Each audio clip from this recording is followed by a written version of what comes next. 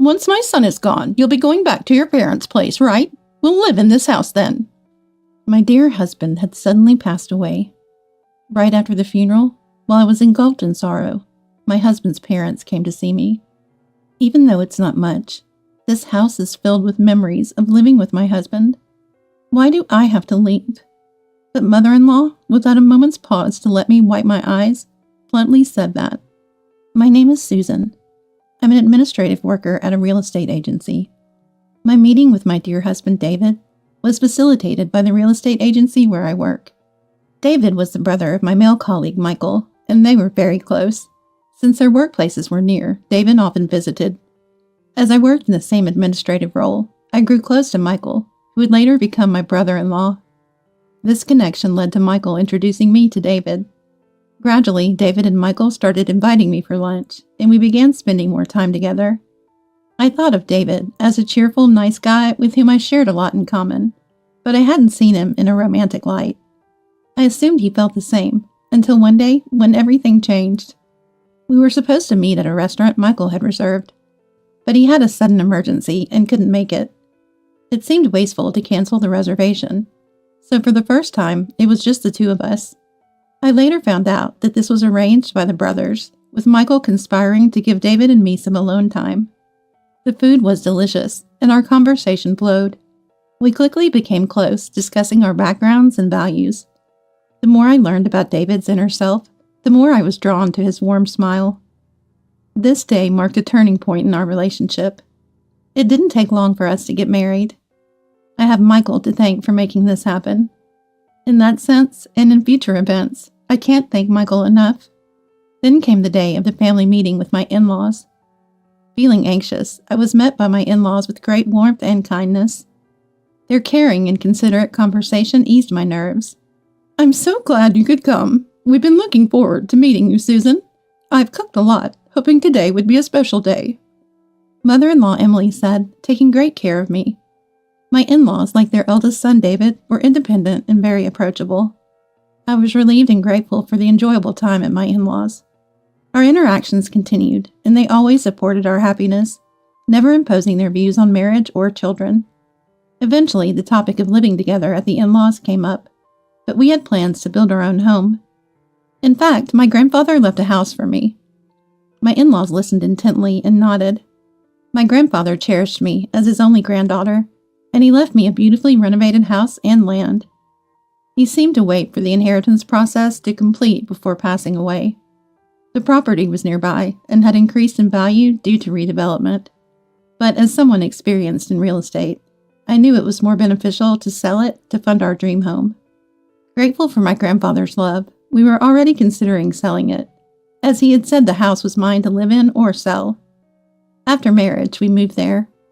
However, it was far from work, and despite its good location, it wasn't practical to continue living there.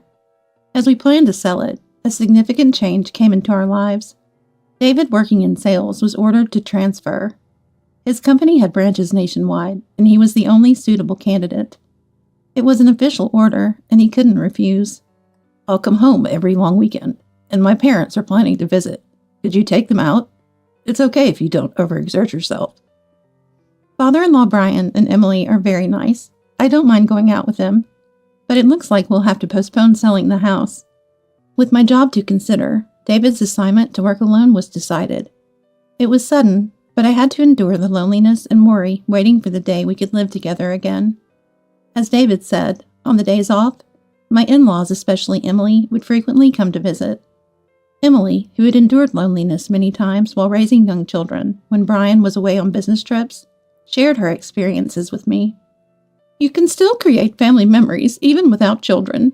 How about going out with me? Shopping might cheer you up. Let's go, Susan. Thanks to Emily, I didn't feel lonely. My weekends were even busier. However, I started to notice something troubling. Almost every day off, Emily would insist on going out. It was nice, but after a month, Emily's invitations became more forceful, regardless of my fatigue or household chores. I was hoping to rest this week. When I said that, Emily frowned as if I was being selfish. But it's fun to go out together, isn't it? Or do you dislike going out with me? No, it's not that. But you've been taking me out every week. Don't you need a break, Emily? Emily looked sad. Even as I tried to clear up the misunderstanding, Emily wouldn't listen. I agreed reluctantly, and Emily smiled, acting as if she never insisted. My suspicions about Emily's behavior grew. The places she insisted on going were increasingly expensive. Shopping at brand stores and eating at upscale restaurants, and the bills fell on me. Emily often left the store first, leaving me no choice but to pay. There was never a thank you or a promise to pay me back later. Sure, I have a house and a good salary, so savings weren't an issue. But David and I had always been frugal, so Emily's extravagance felt odd. Even when both in-laws were there, it was the same. In fact, with Brian, my financial burden only increased. I knew I had to address it, but it was hard to discuss with David. David had said, "I'll definitely come home on the long weekends." But his new office was busy, and he rarely managed to return. "Mom says you've been going out every week. Are you managing okay? Doesn't seem like there's anything to worry about." David's video call showed his tired eyes and thinner cheeks. His work fatigue was evident. Feeling guilty about bringing up the issue with Emily, I ended up being overly optimistic. "Emily's been really good to me. Take care of yourself, David. I'm fine, don't worry." While I downplayed it to David, I couldn't refuse to pay for outings with my in-laws. Their behavior escalated until one day when I said, "I can't go out today." Emily said something unexpected. "Then, can you lend me some money?" "Pay? For you?" "Just a little, really. I've already made a reservation at a restaurant. I'll take another friend instead, so could you cover what I'm short?" I wanted to refuse, but that would have made things worse. Resigned, I opened my wallet, but Emily never acted this way in front of David. "Have you thought about asking David?" When I hinted this to Emily, "That's shameful to tell David."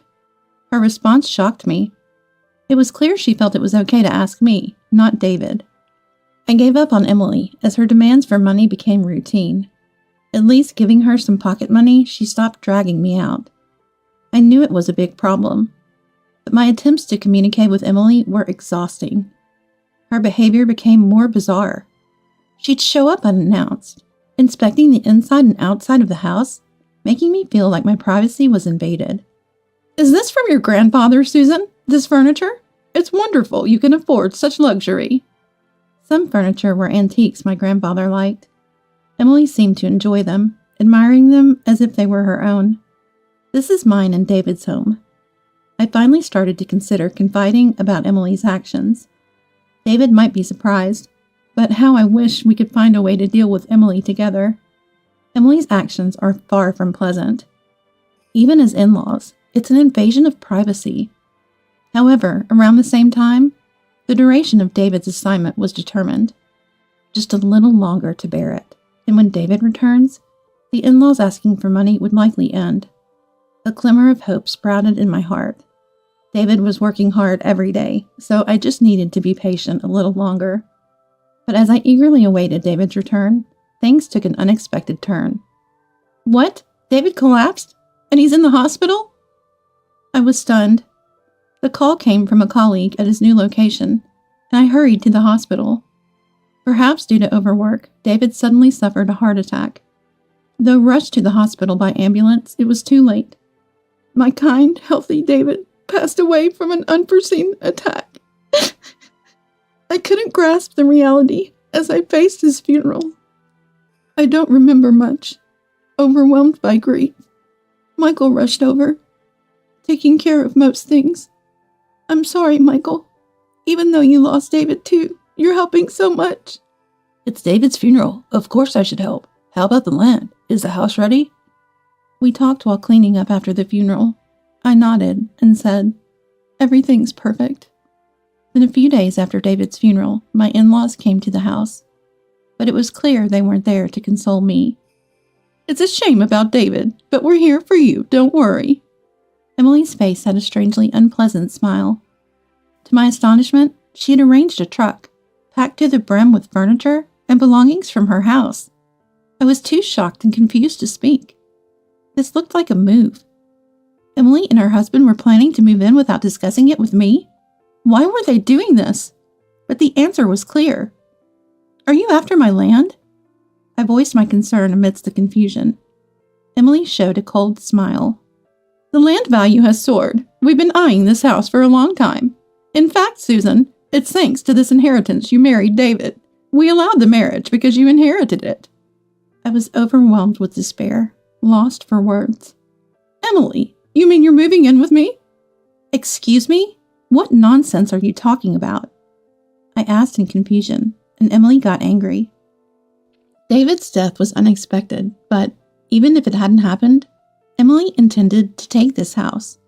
My in-laws were trying to replace me as the landowner. They assumed I'd leave the house because David was gone. Now that David is gone, you'll go back to your parents, right?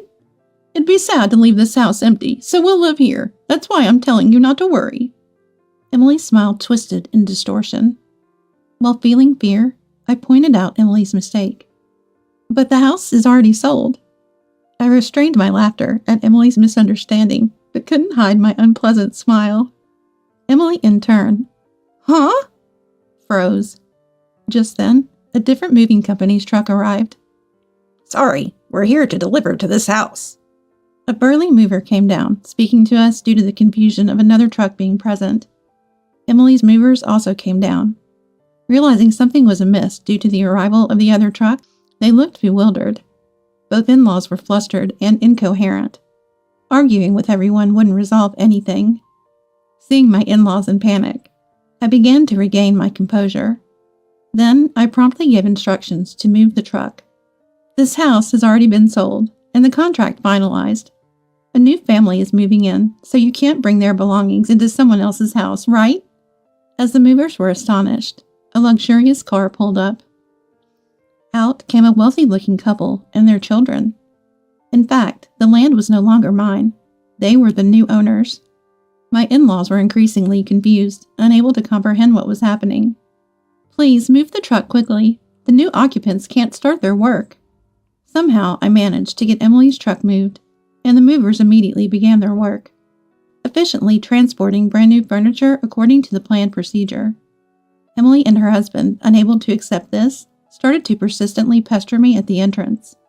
The occupants, realizing the situation, took their family back to the car and then came over to confront us. Who are you? We bought this house. Please let the truck go soon. I hadn't expected my in-laws to visit, so I apologized repeatedly to reassure the new owners. But Emily and her husband didn't leave. They pushed past us and barged into the house. Of course, the house had completely changed from what they knew. None of the furniture my husband and I used was left. Emily was shocked at the sight and started to make a scene. What's this? The house is empty. The antique furniture, the lighting, I love those. What's going on? Emily was infuriated, unable to understand what was happening. The occupant finally snapped. I'll call the police. Frustrated, Brian quickly grabbed Emily and retreated. Once away from the scene, the heated Emily quieted down somewhat. First, I apologized to the occupants. There could still be future problems, they warned. So I provided them with my in-laws' names and addresses to somehow resolve the situation. Feeling a deep sense of exhaustion, I still had things to explain to my in-laws. I went back to them and calmly explained that the move had been completed just days before David's death. The plan was always to sell the house along with the land. It was the original plan, though it had been paused due to David's solo assignment. The smooth progression of the plan was due to a certain background. It was Michael who encouraged our decision. Confused by my in-laws' change, especially their demand for money, I didn't want to worry David and couldn't consult him, leading to days of despondency. Michael noticed and came to my rescue. Michael, who didn't get along with his parents, if you're in trouble, I'll help, had offered. Trusting Michael, who promised to keep it a secret for the sake of our marital harmony, I decided to confide everything. Upon hearing it, Michael was furious with his parents. Michael, David's brother and my colleague, understood their scheme well. For him, David was his only family, and he saw me, David's wife, as family too. My parents will either try to live in that house eventually, or conveniently kick both of you out to make it their own. According to Michael, both parents were pretentious and unscrupulous, especially Emily, who was selfish and malicious under her refined exterior. Hearing these intense stories about his own family from Michael, David never knew this side of his parents because they hid it from him, the heir. Anyway, to avoid losing it to them, Michael suggested we sell the land early. I agreed with Michael's suggestion and decided to proceed with the sale. Even though it was a valuable inheritance from my grandfather, I didn't want it to become an obstacle for us. Rather, because it was important, I didn't want to leave any troubles. Of course, it wasn't a decision made on my own. I had discussed it with David while he was alive and had his agreement. At that time, David learned about all his parents' actions. Though I didn't want to tell him, I couldn't complete the sale alone. But David understood why I couldn't consult him and condemned his parents' actions. I'm sorry I didn't notice. If it's okay with you, Susan, let's finish the sale before my parents make a move. It's a shame about the house inherited from grandfather-in-law. No, it's okay. If it's going to cause trouble, Grandfather would agree to let it go too. I decided to sell the land, not to protect my relationship with my in-laws, but to safeguard the future I had with David. Michael, a real estate expert, exerted his efforts in the sale, finding the ideal buyers. My task was to find a new place to move as soon as possible and act naturally to prevent my in-laws from finding out. The house, while lived in, was almost like new, so we were able to keep the price reasonable. Thus, a buyer was quickly found and the sale was swiftly concluded. They were the family that had just arrived. Originally, I had planned to wait in our new home for David's return. David was pleased about the sale, so it was only regrettable he wasn't here. The movers efficiently transported the furniture. The evicted in-laws watched from a distance as the move continued smoothly. They stood dumbfounded for a while, but that couldn't last forever. The movers they had hired, angry and confused, demanded an explanation. From their perspective, the booking mistake was inconceivable. I can't believe this is happening. It's a breach of contract. They questioned my in-laws, who in their panic struggled to explain. Eventually, the household goods had to be taken back, but because of the unexpected situation, a significant surcharge was apparently billed. Emily, finally understanding the situation, clung to me, trembling. This is the wife of David's house, so it's our home too, right? The situation is odd, isn't it? She tried to persuade me with her strained excuses, but I ignored them and left with only my hand luggage. The land was already the new family's property, not mine anymore, so I had nothing to answer. David's memorial service proceeded without delay. I encountered my in-laws there, but even though they seemed like they wanted to say something about the house, they never did and eventually left surreptitiously. I had no obligation to speak to them anymore, so we barely talked. I lived my days in peace. In a new house, a small home where I was supposed to restart with David, I faced the grief of losing him. With substantial savings from the sale, the plan to build our own home vanished without David. Returning to work, I immersed myself in the few memories I had with David and slowly began to look forward to a positive future. Meanwhile, my in-laws, especially Emily, must have been accumulating unresolved grievances. I didn't want any more involvement with them, so I didn't inform them of my new residence. Unable to interact with me, Emily's frustration only grew. She had always pretended in front of David, and now couldn't turn to Michael, whom she didn't get along with. Not knowing my whereabouts added to her stress, which kept piling up until Emily lost her balance. One night, Emily committed a heinous act by pouring gasoline around the sold house. Fortunately, a passing neighbor, sensing something amiss, apprehended her before anything worse could happen. After being reported to the police and found with the old paper and a lighter, Emily was arrested for attempted arson. The new occupants, furious upon learning she was the woman who had intruded on moving day, angrily insisted on pressing charges, contacting me as well. I apologized profusely, but it was for the terrifying experience they almost had, not for Emily's attempted arson. In the end, Emily couldn't escape legal action due to her obsession with the house. I managed to be forgiven after repeated apologies, promising such an incident would never happen again. Emily, who had grown up in luxury and always had whatever she wanted, became frustrated when she couldn't have the house. That's why, I want that house! This unfulfilled desire turned into distorted jealousy. Unable to let go of the house and land, she resorted to crime and eventually ended up in prison. Brian, who should have been her support, ended their marriage in a dispute following her arrest. So when her sentence was over, Emily had no home to return to. But that was the outcome of her own actions. Michael, lonely after losing David, said, "Susan, having you makes it bearable."